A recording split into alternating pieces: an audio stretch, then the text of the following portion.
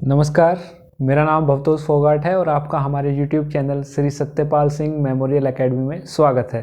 तो आज हम आपको AC वोल्टेज और AC करंट के बारे में बताएंगे। इसके साथ ही अगर हम किसी रेसिस्टर पर AC वोल्टेज अप्लाई करते हैं तो उससे क्या असर पड़ता है वो भी आपको बताएंगे। तो शुरुआत करते हैं पहले आज के टॉपिक AC वोल्टेज। तो हमारा पहला टॉपिक है AC वोल्टेज। इसे हम कहते हैं अल्टरनेटिंग वोल्टेज।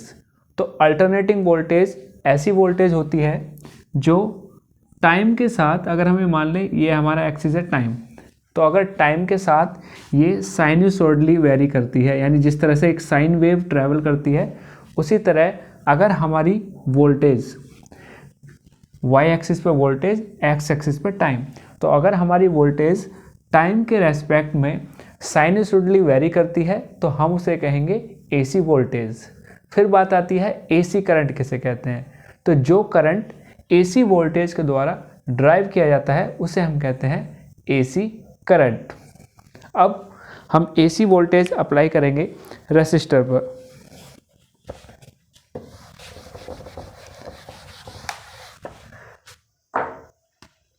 हमारे पास एक रेसिस्टर है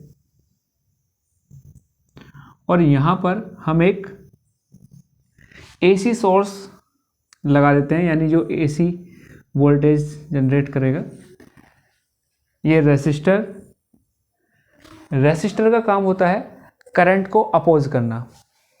यहाँ पे हमने एक सोर्स लगा दिया AC वोल्टेज का और इस वोल्टेज को हम रिप्रेजेंट करेंगे V = VM sin omega t। यहाँ पर VM क्या है, जैसे हमने माने यहाँ पे वोल्टेज अप्लाई की इस तरह से, तो जो इसकी मैक्सिमम वैल्यू है उसका एम्पलीट्यूड, उसे हम डिनोट करेंगे V से, VM से। ये हमारी Y एक्सिस पे V, X एक्सिस पे टाइम, तो जो मैक्सिमम वैल्यू है उसे हमने नाम दिया VM।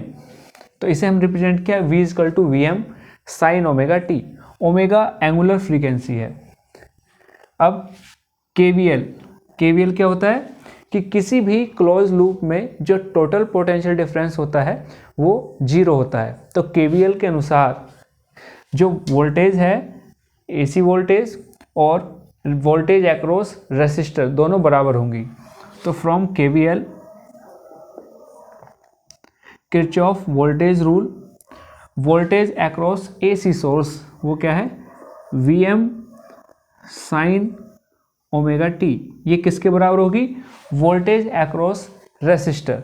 तो अगर हम करंट ले लें कितना फ्लो हो रहा है I, तो कितनी हो जाएगी IR। अब R इधर मल्टीप्लाई में है राइट हैंड साइड की तरफ, अगर हम R को लेफ्ट हैंड साइड की तरफ लाएं तो ये किस में हो जाएगा, डिवीजन में। तो हमारा हो जाएगा I = इसे हम इधर ले आएंगे तो VM/R sin omega t।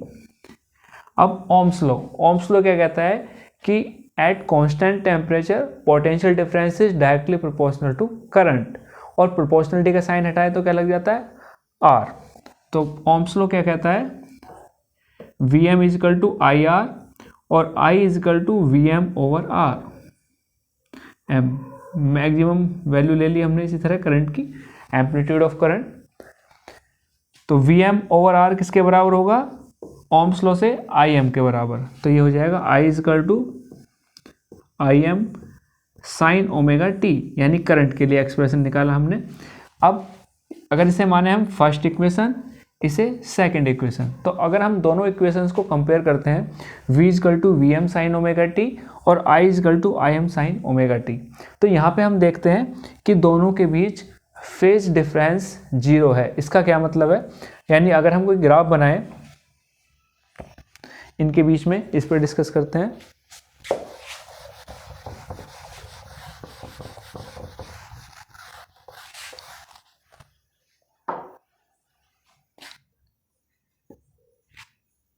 Time के रेस्पेक्ट में अगर ये हमारी वोल्टेज को रिप्रेजेंट कर रही है, ये ग्राफ, ये हमारी मैक्सिमम वैल्यू है VM और ये करंट को, तो यहाँ पे आप देखोगे कि जिस वक्त वोल्टेज मैक्सिमम है उसी वक्त करंट भी मैक्सिमम है। जिस वक्त वोल्टेज जीरो है, करंट भी जीरो है। यानी जब करंट मैक्सिमम हो रहा है उसी वक्त वोल्टेज भी मैक्सिमम है, और जिस वक्त करंट मिनिमम हो रहा है उस वक्त वोल्टेज भी मिनिमम है। और जब करंट जीरो होता है तो वोल्टेज भी जीरो हो जाती है। यानी इनके बीच फेज डिफरेंस क्या है? जीरो। दोनों के बीच ये दोनों सेम फेज में है। अब हम निकालेंगे इंस्टेंटेनियस पावर। तो पावर का फॉर्मूला क्या होता है? पावर का फॉर्मूला होता है P = I square R।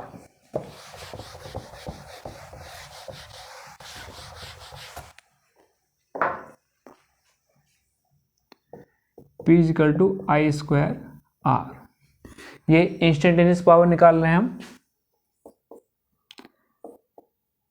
Instantaneous power यहाँ पे वैल्यू रखेंगे हम I की।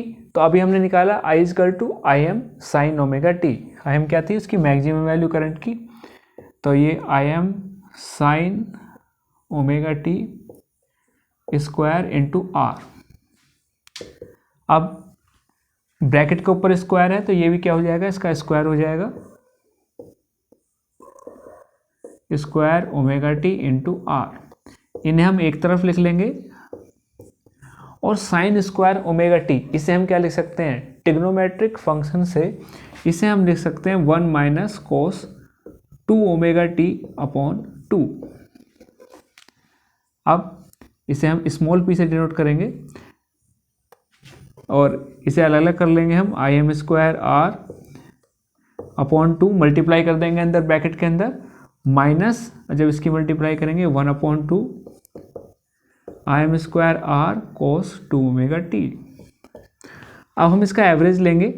ये तो इंस्टेंटेनियस पावर थी, अब इसका एवरेज लेंगे।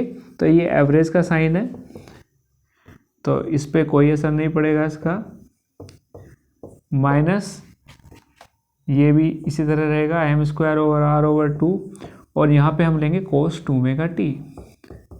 तो अगर हम cos 2ωt का एवरेज लेते हैं तो वो कितना हो जाएगा? जीरो, क्योंकि कंप्लीट साइकिल के लिए होगा जीरो। तो ये वाला हमारा टर्म हो जाएगा जीरो। तो क्या बचा? जो एवरेज पावर है अगर कैपिटल P से डिनोट करें तो वो हमारा बचेगा Im square over 2 into R। ये इसकी एवरेज पावर है। यानी अगर हम रजिस्टर यूज कर रहे हैं तो उसमें पावर डिसिपेट होगी ही। अब बात आती है root mean square value. Root mean square value क्या होती है?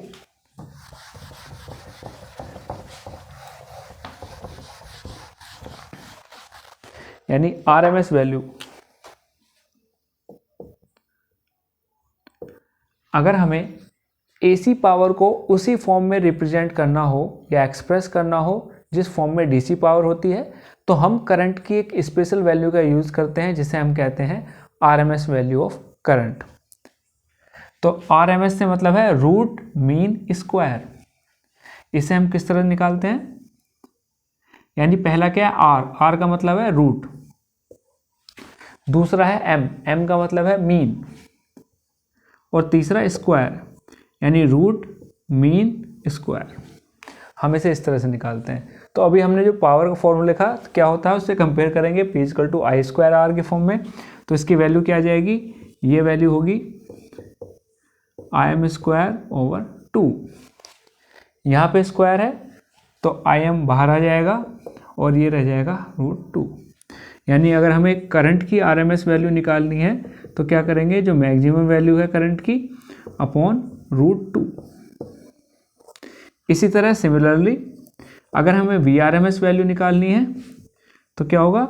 इसमें Vm ओवर √2। और इनके बीच में अगर रजिस्टर पर हम AC वोल्टेज अप्लाई कर रहे हैं तो जो फेज डिफरेंस होता है करंट और वोल्टेज के बीच में वो कितना होता है? जीरो। यानी दोनों सेम फेज में होते हैं। और जो पावर डिसिपेट होती है वो सिर्फ रजिस्टर में होती है, ये आपको ध्यान रखना है। तो आज की वीडियो में इतना ही। वीडियो देखने के लिए धन्यवाद।